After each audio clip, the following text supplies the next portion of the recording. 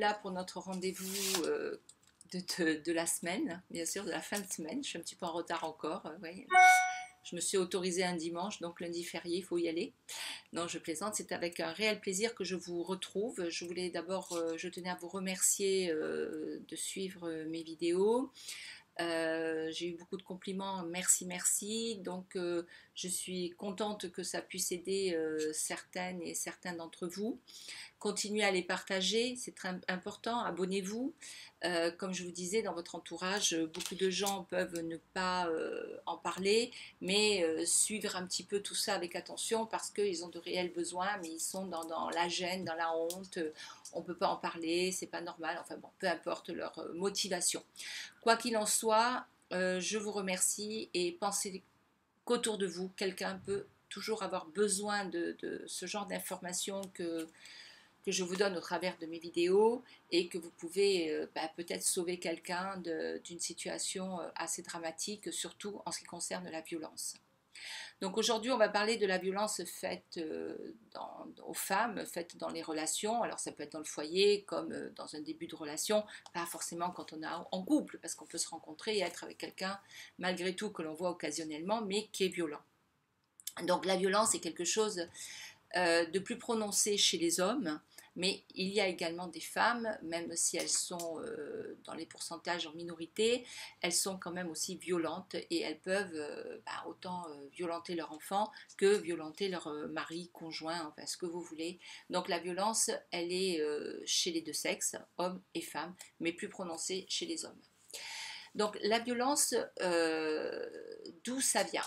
Au départ, c'est une maltraitance de l'enfance, un père dévalorisant.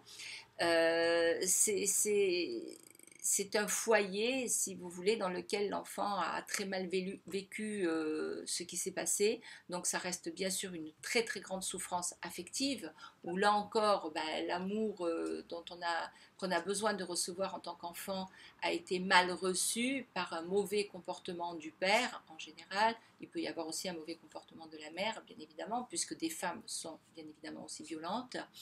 Donc si vous voulez, c'est la maltraitance physique et psychologique de l'enfant qui fait que plus tard, cet homme ou cette femme deviendra quelqu'un à son tour de violent, puisque tout sera mal interprété, si vous voulez, au niveau du comportement de l'autre. Et c'est quelqu'un qui, de toute façon, au fond de lui, pour lui, ne peut pas être aimé, même s'il en a le désir. Il y a aussi sûrement de la dépendance affective derrière tout ça. Mais ce sont des blessures qui sont énormes. Et si elles n'ont pas été guéries dans l'enfance, je veux dire même dans l'adolescence, etc., ce sont des blessures qui sont malheureusement toujours répétées, répétées, répétées, répétées. Alors, on peut détecter lors d'une rencontre un homme violent. C'est-à-dire qu'un homme violent va mal se comporter dès le départ avec vous de la relation. C'est-à-dire qu'il va avoir tendance à mal vous parler, il va avoir tendance à être agressif dans ses paroles. Alors ça peut être aussi quelqu'un, attention, d'excessivement jaloux et possessif, quelqu'un qui est toujours en suspicion, c'est-à-dire qui est toujours dans la sensation de la trahison affective, puisqu'il est en souffrance affective, donc pour lui il y a une trahison quelque part, puisque il a été malmené, donc on l'a trahi quelque part dans son affect, donc il sera toujours sur le qui-vive de cette trahison. Donc c'est quelqu'un qui peut être jaloux de votre entourage, c'est quelqu'un qui peut être jaloux de vos parents, même d'une copine, pas forcément d'un homme. Donc c'est quelqu'un qui peut avoir une jalousie poussée à l'extrême, une suspicion poussée à l'extrême. Donc des gens qui ont un comportement comme ça sont des gens qui ont de la violence en eux. Alors, il peut y avoir uniquement une violence verbale, mais vous ne devez en aucun cas accepter même une violence verbale. C'est-à-dire qu'à partir du moment où vous rencontrez quelqu'un, même si vous êtes dans la dépendance affective, on en revient toujours au même, mais c'est souvent le schéma, on n'accepte pas qu'un homme se comporte comme ça. Un homme qui vous parle mal, un homme qui est dans la possessivité, la jalousie excessive, etc. Bonjour Roméo. Voilà, Roméo est content, il vous dit bonjour, il fait la vidéo avec nous. Un homme qui est dans cet état d'esprit de violence, même verbale, est un homme qui a de la violence en lui. Ce n'est pas un homme qui est amoureux. Alors souvent, je reviens là-dessus parce que j'ai quand même des clientes qui me disent oui, mais il m'insulte, il me parle mal, mais il ne me frappe pas. Ah, aujourd'hui, il ne vous frappe pas, mais demain, il peut vous frapper, puisqu'aujourd'hui, il est dans le contrôle de cette violence. Il la contrôle, il arrive à la verbaliser uniquement, mais ce contrôle peut à un moment donné lui échapper. Donc vous avez aussi des hommes, attention, sous excès de colère, qui peuvent donner des coups de poing, des coups de pied, ou partir en claquant la porte. Ça veut dire aussi que c'est de la violence. Que c'est un homme qui est violent intérieurement, qu'il essaye de maîtriser cette violence, qu'il essaye de la contrôler parce qu'il sait que ce n'est pas bien, mais le contrôle peut lui échapper à un moment donné, et donc ça peut être des coups qui partent. Donc des hommes qui fonctionnent comme ça dès le départ, il faut couper immédiatement la relation, il faut bien sûr lui conseiller d'aller se faire soigner, mais il faut couper immédiatement la relation. Là encore, vous ne pourrez pas soigner cet homme. Alors là, je parle de soigner parce que j'ai des femmes qui sont convaincues qui vont pouvoir faire changer l'autre parce qu'elles sont capables d'eux, parce que patati et parce que patata. Non, vous n'êtes capable de rien, je suis capable de rien, ok? Un homme qui fonctionne comme ça, on le quitte de suite. Il n'y a pas d'avenir avec cette personne, il y a un avenir morose, c'est-à-dire de la violence à chaque plan. Il vous la servira tout le temps et de plus souvent. Plus vous l'accepterez, plus il y mettra entre guillemets du cœur, si on peut dire ça comme ça, même si ce n'est pas tout à fait le cas, mais plus il ira parce que vous l'avez autorisé, vous lui donnez votre accord en acceptant une fois, vous donnez votre accord qu'il vous maltraite verbalement et donc physiquement. La maltraitance ne doit jamais rentrer dans votre vie. À aucun moment on accepte d'être bousculé, qui est un mal parlé ou qui est bien évidemment du physique, ne serait-ce qu'une gifle, un petit coup de poing comme ça, boum, boum, non, j'accepte pas. La moindre chose ne doit pas être acceptée de votre part, pas d'autorisation. Ça, c'est important. Donc, ce qu'il faut vous dire, c'est que quand un homme rentre dans la violence, c'est, comme je vous disais, une reproduction quelque part, une grande souffrance. Alors, ce sont des gens qui souffrent énormément, ce sont des gens qui ne sont pas heureux, bien évidemment, mais ce sont des gens qui ne savent pas aimer. Là, encore, on parle de malamour, parce que ce sont des gens qui n'ont pas reçu ce qu'il faut, donc ils ne peuvent pas vous le transmettre. Donc, qu'est-ce qui se passe au moment où ces pulsions de violence se déclenchent en eux? Si vous voulez, elles peuvent se déclencher par n'importe quoi. Comme c'est quelqu'un qui a été rabaissé, ça a été quelqu'un avec qui on s'est mal comporté, le moindre mouvement de votre part, la moindre parole, peut déclencher cette violence. Mais attention, vous n'êtes pas coupable. Vous vous êtes comporté normalement, hein, voilà. Mais lui est dans un état psychologique tellement fragile que n'importe quoi peut être l'étincelle à cette violence. Ça peut être tout et n'importe quoi en fait. Mais le problème, c'est qu'il va là aussi vous culpabiliser et vous dire que c'est vous la coupable. C'est vous qui avez déclenché cette violence chez lui. C'est de votre faute s'il vous a mis un coup de poing. C'est de votre faute s'il vous a insulté, etc., etc. Mais non, pas de culpabilité. Ce n'est pas de votre faute, c'est lui qui a un très mauvais fonctionnement. Donc là, vous ne pouvez rien y faire. C'est à lui à aller voir quelqu'un et se faire aider pour sortir malheureusement de ce mauvais schéma. Alors attention, la violence n'est pas forcément quelque chose de présent dans l'être humain. Après, vous avez aussi la violence par rapport à certaines personnes qui ont un gros problème mental. Donc là, par contre, je n'en parlerai pas parce que je ne suis pas médecin. Donc là par contre c'est pire que tout parce que si ça devient mental et si ce n'est pas simplement quelque chose qu'ils ont subi par une maltraitance psychologique, quoique la maltraitance psychologique peut amener peut-être aussi à quelque chose de mental. Donc il faut être très prudent face à la violence, peu importe la forme. Dites-vous que si vous avez des enfants et que vous acceptez de continuer à vivre avec un père violent, le père va transmettre, comme on lui a transmis à lui, ce mauvais comportement et un de vos enfants peut devenir violent aussi dans sa vie. Il y en a un qui peut le faire, l'autre non, ou tous vos enfants peuvent l'être aussi. Donc il ne faut jamais, jamais accepter la moindre violence dans votre maison. On peut se disputer, parce qu'on est des adultes, comme les enfants se disputent, on peut se disputer entre nous. Des fois, les mots dépassent les paroles parce qu'on a un excès de colère ou de fatigue, voilà. Mais c'est pas pour autant qu'on peut se permettre d'être violent. Ensuite, les insultes dans le couple sont foyers à violence. Donc, on ne s'insulte pas. On peut de temps en temps, en rigolant, se dire un petit truc comme ça, mais c'est sur le ton de l'humour, ce n'est pas avec une arrière-pensée méchante. Mais quand on rentre dans des disputes insultantes, rabaissantes, c'est que là, c'est un système de violence qui se met en place. Donc là, on ouvre la porte à quelque chose et un couple qui s'insulte est un couple violent.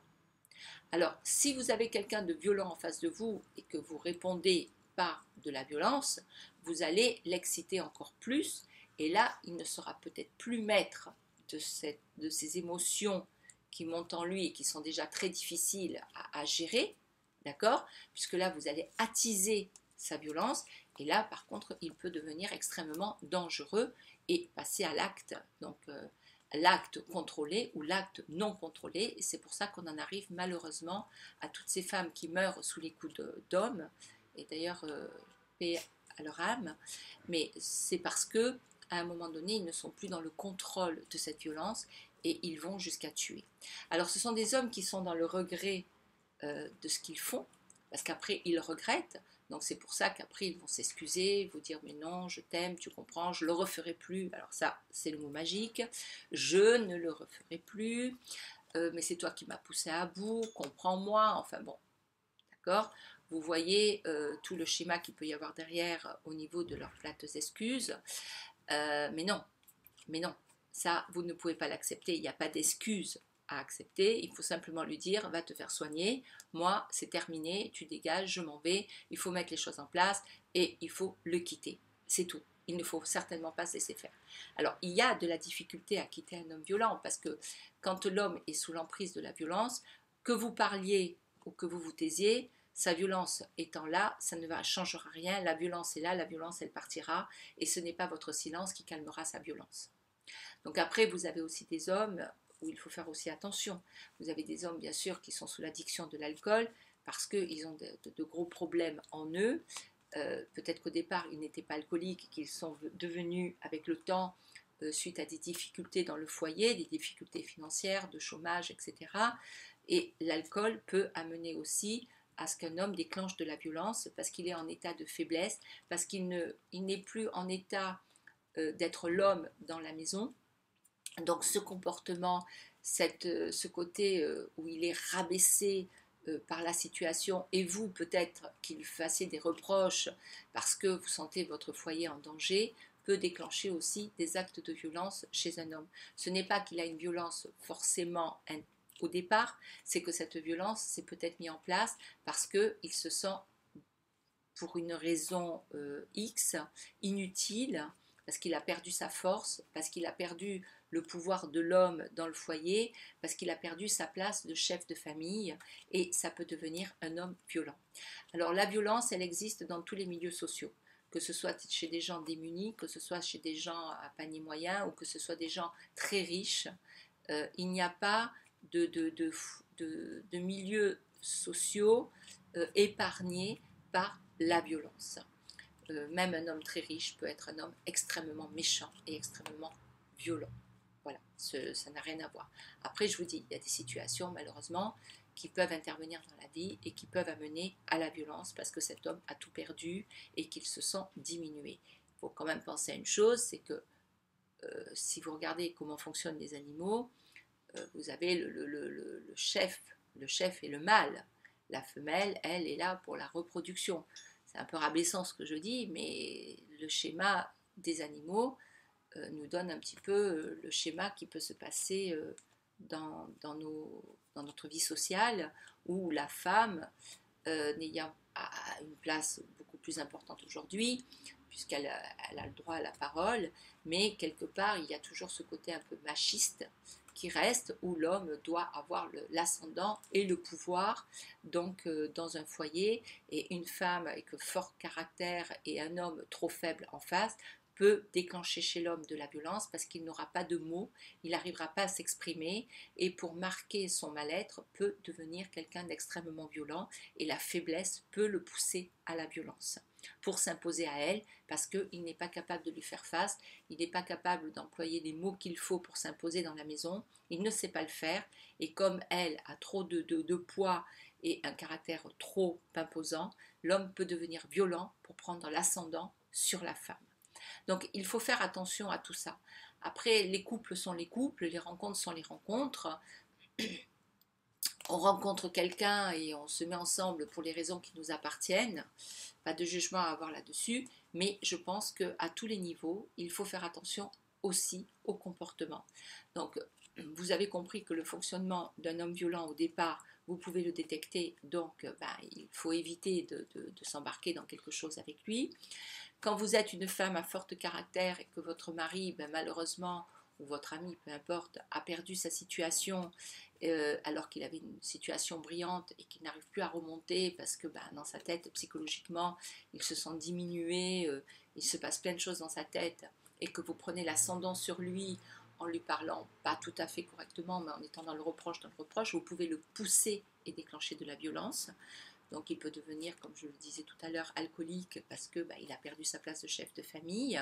Donc toute sa vie peut s'effondrer autour de lui. Donc là, il faut faire très attention aussi.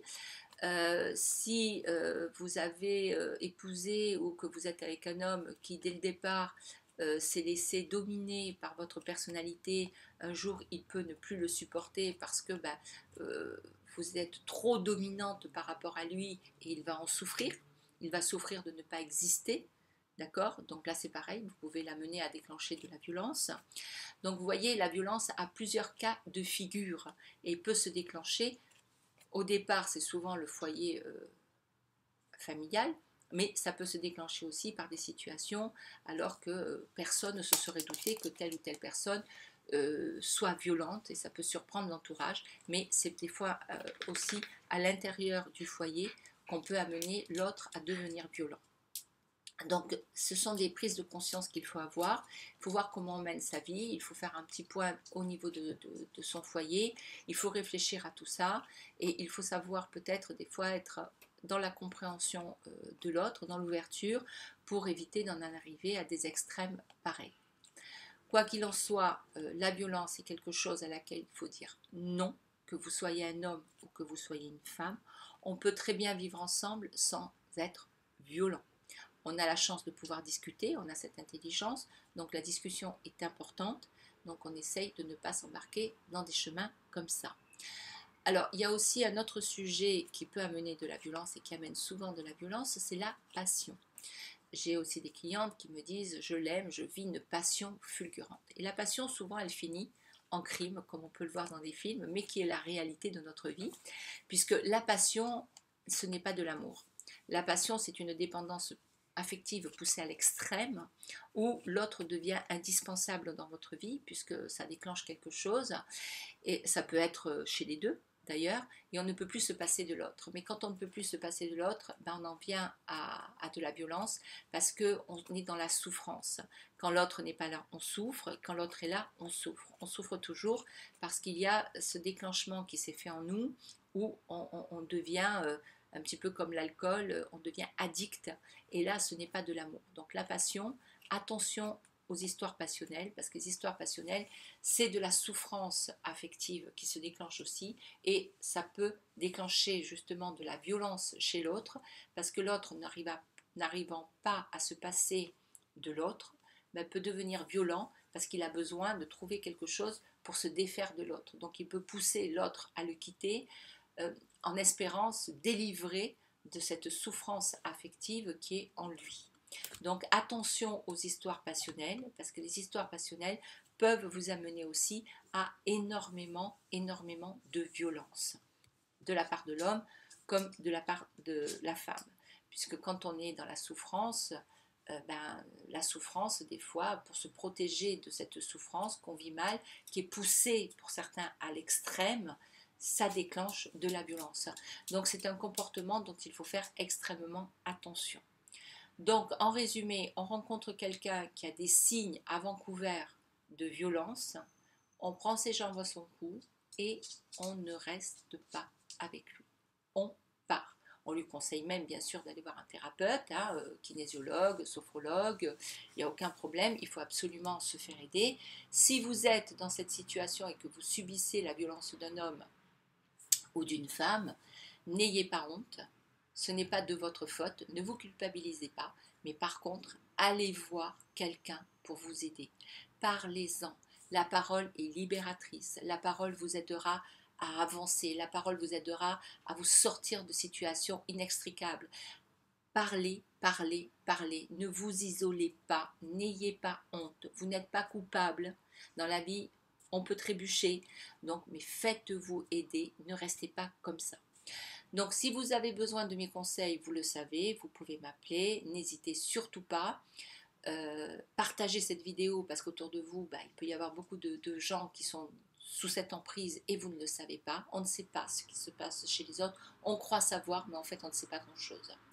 Je vous présente ma dernière création, une de mes dernières créations. Vous pouvez aller sur le site, il y a des nouveautés, donc comme je vous l'avais annoncé.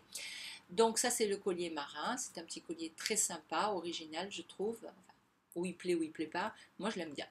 Donc n'hésitez pas à aller sur ma boutique www.alice-sophie.com. Je vous invite donc à découvrir mes nouveautés. N'hésitez pas à m'appeler, vous savez que vous pouvez m'appeler, on peut discuter, vous avez mes coordonnées bien sûr qui s'affichent sous la vidéo, bien évidemment. N'hésitez pas à partager. Parlez, parlez, ne restez pas dans le silence. Tout le monde a besoin d'aide et il n'y a pas honte de se faire aider, bien au contraire. Se faire aider, et accepter d'être aidé, c'est être intelligent ou intelligente. Ça veut dire que on sait qu'on est dans la souffrance de quelque chose. Je vous donne rendez-vous la semaine prochaine. Je vais vous parler des sites internet qui va rejoindre un petit peu toutes mes vidéos, parce que c'est un foyer de rencontres et c'est un foyer qui n'est pas toujours de bonnes rencontres. Donc je vais essayer de vous donner des astuces.